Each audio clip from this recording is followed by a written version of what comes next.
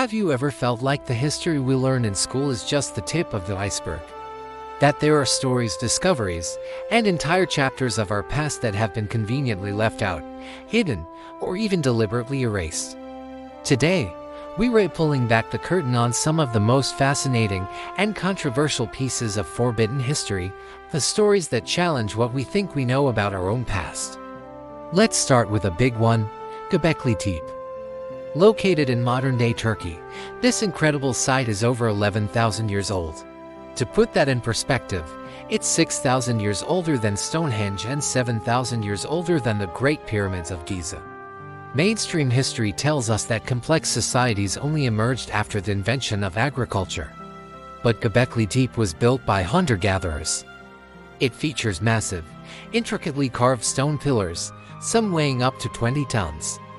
How did a pre-agricultural society manage such a monumental feat of engineering and organization? This discovery completely upends the traditional timeline of human civilization, suggesting that complex religion and social structures might have come before agriculture, not the other way around. It forces us to ask, what else don't we know about our Stone Age ancestors? Now, let's journey from ancient Turkey to the libraries of ancient Egypt. We've all heard of the legendary Library of Alexandria, a beacon of knowledge in the ancient world. The official story is that it was destroyed in a series of fires and conflicts over centuries, and its priceless collection of scrolls was lost forever. But what if that's not the whole story? Some historians and researchers suggest that the destruction wasn't just a tragic accident.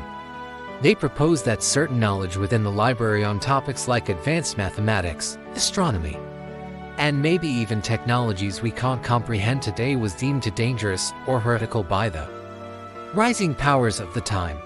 Was the library's destruction a calculated act of cultural and intellectual censorship, designed to control the historical narrative and suppress knowledge that didn't fit a specific worldview? We may never know for sure, but the idea that a wealth of ancient wisdom was intentionally wiped from existence is a chilling thought. Speaking of ancient technology, let's talk about the Antikythera mechanism. Discovered in a Roman-era shipwreck off the coast of a Greek island in 1901, this device has been called the world's first analog computer. It's a complex system of bronze gears and dials, dating back to the 2nd century BC. For decades, its purpose was a mystery. But modern imaging technology has revealed its true function. It was an incredibly sophisticated astronomical calculator. It could predict the positions of the sun, moon, and planets, track the cycles of the Olympic Games, and even predict eclipses. The level of mechanical and astronomical knowledge required to build this is staggering. It is so advanced that nothing even close to its complexity appears again in the historical record for over 1,000 years. This raises a huge question: where did this technology come from? And, more importantly, where did it go? Was the Antikythera mechanism a one-of-a-kind genius invention, or is it the sole surviving example of a much wider tradition of ancient high-tech that has been completely lost to time? Let's move forward a few centuries and cross the Atlantic, long before Columbus. I'm talking about evidence of pre-Columbian transoceanic contact. The mainstream view is that Columbus was the first European to make sustained contact with the Americas in 1492.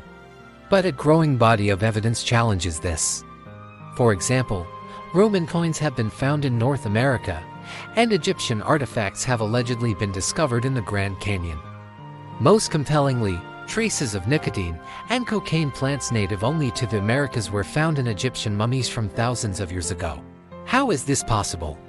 The idea that ancient civilizations like the Egyptians, Romans, or Phoenicians had the capability to cross the Atlantic is often dismissed as pseudo-history. But these anomalies persist. Are they all hoaxes and misinterpretations? Or are they tantalizing clues that our ancestors were far more interconnected than we've been led to believe, and that the history of global exploration needs a radical rewrite? Now, what about entire civilizations that have seemingly vanished from the history books? Consider the Tartarian Empire. You might not have heard of it, and that's the point. According to a controversial and fascinating theory, Tartaria was a vast, advanced civilization with a global reach that flourished for centuries, dominating much of Asia and even parts of North America. Proponents of this theory point to old maps, predating the 19th century, that clearly show a huge country labeled Tartary. They also point to a distinct style of magnificent, ornate architecture found all over the world from San Francisco to St. Petersburg as evidence of this lost empire's influence. The theory suggests that a cataclysmic event, possibly a mud flood or an energy weapon, wiped out Tartaria in the 18th or 19th century, and that world powers conspired to erase it from history, rewriting maps and narratives to fit their new world order. While this theory is firmly in the realm of speculation and is not accepted by mainstream historians, it is a powerful example of how people are questioning the official record and looking for answers in the gaps and inconsistencies of our past. It makes you wonder what other great nations and cultures have been lost to time or intentionally erased. Let's consider another mystery, this time from South America, the Nazca Lines. These are giant geoglyphs etched into the desert floor in southern Peru. Created by the ancient Nazca culture between 500 BC and 500 AD, they depict various animals, plants, and geometric shapes. Some are so large they can only be fully appreciated from the air. The official explanation is that they were likely created for religious or ceremonial purposes, perhaps as pathways for rituals or to be seen by their gods in the sky. But how did they create these perfectly proportioned figures on such a massive scale without an aerial perspective? Some alternative theories propose they used hot air balloons, a technology they supposedly shouldn't have had. Others go even further, suggesting extraterrestrial guidance.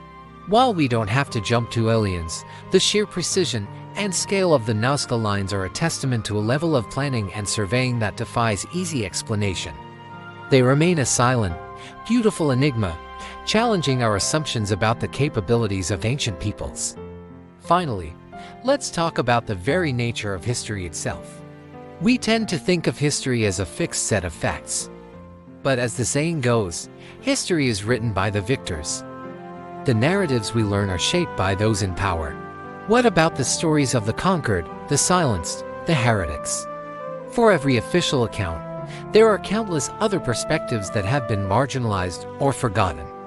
The burning of books, the destruction of temples, the demonization of old beliefs, these are not just acts of war, they are acts of historical erasure. Thinking about forbidden history isn't just about uncovering lost technologies or secret empires. It's about recognizing that history is an ongoing, contested process. It's about developing a healthy skepticism and asking why. Why is this story told this way? Who benefits from this narrative? And what is being left out?